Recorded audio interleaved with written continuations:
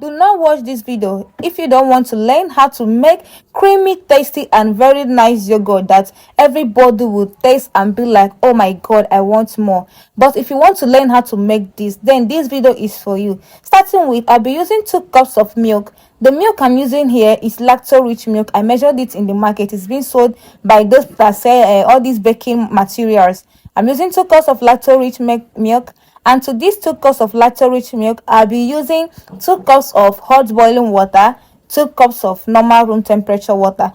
Then the first thing I added was my hot water. I added it and I stir. You see how I'm stirring this here very well. You have to stir it in a very demure way so that everything will mix very well. Then I added my normal temperature water. Then I mix everything again. I mix it up to be incorporated very well so that there be no particles left.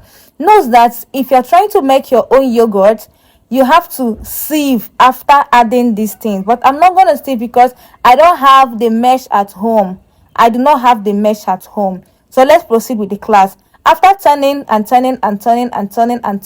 sure that everything is well incorporated, the next thing I will do is to do my temperature test. Why am I going to do temperature test? Why is it necessary that I do temperature test? This is what I'm doing. It's called the 10 seconds temperature test. I'm doing this because the culture I'm going to use, the culture that we are using, if there is high heat, it will kill the culture. So because I don't want the high heat to deactivate the culture, I have to be sure that my finger can tolerate the heat for 10 seconds.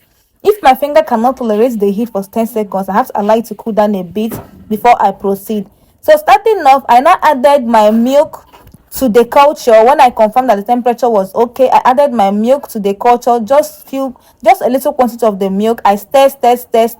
Then I added it to the milk solution. Then I stir everything together. Next thing I did was to cover it very well because I want this thing to incubate, or what will I put it? We just want the temperature to be warm so that it will activate very well. I use this wrapper to cover it very well. The next thing, I'll have to put it in a warm place. If you have an oven, please, you can use the oven, but I don't have, so I'm using this pot. I put it in the pot, covered it, and put it in the cupboard and allowed it to stay. They're going to allow it to stay there for like 8 to 10 hours.